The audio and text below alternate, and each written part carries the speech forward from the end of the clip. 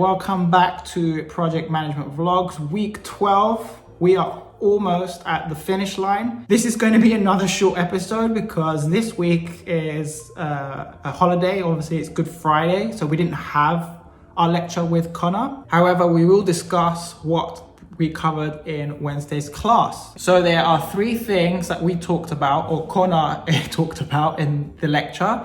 The first one of those was communication. What methods of communication do you use between subtrades, clients, your employees? Is it going to be email? Is it going to be by text? Is it going to be another form or platform of communication like Instagram that can be very popular nowadays with contractors?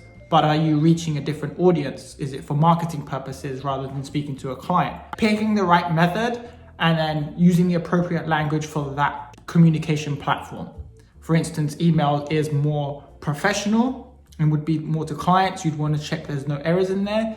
When you're speaking to employees, it could be, for instance, a WhatsApp group or a Slack group where you can put all your messages and have quick fire messages in there. Okay, the second part of the lesson, we were talking about our daily log. So obviously, when you're on site, you need to keep track of what work is being completed on a daily basis. So from personal experience, having been the employee and provided the information on a daily basis, and working as a tax assistant in the UK and receiving that information from employees to be able to complete sole trader or company accounts, you can see there's always a missing link.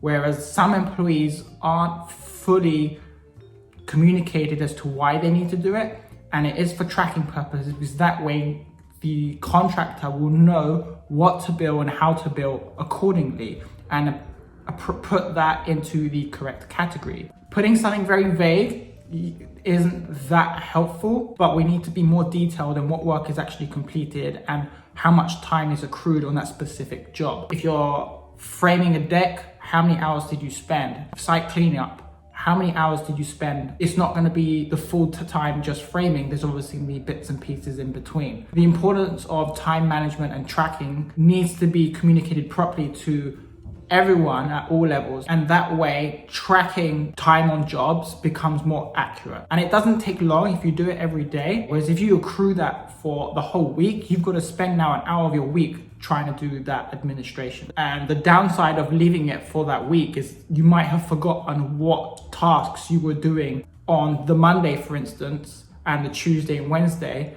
versus you know what you did on the Friday, and then having to make up the timesheet isn't going to be that helpful. And the final part of the lesson, we talked about the change orders, which we needed to complete also as part of our assignment. So from project 1, we did a material cost comparison. So the change order will be based on that. As this was an in-class exercise, we used either Buildertrend or Excel using the template we had from last semester in Shane's class. Now, when completing your change orders, ensure that you've included your markup, then add HST and then your total. So you're comparing like for like, the differences between your before and after. And if there is an additional cost, make sure it's charged accordingly. But if you have a credit, make sure the credit is charged accordingly. And once completed, we submit to Buildertrend and to Blackboard. And that is the end of Project Management Vlogs week 12, another short episode.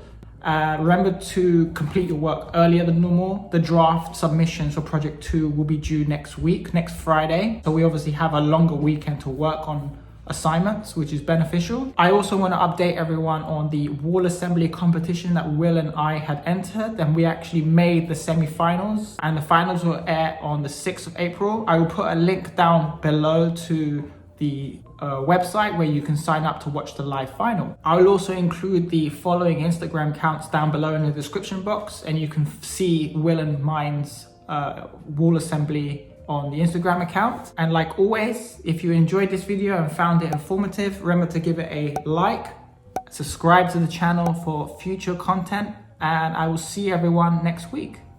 Have a good one. Peace.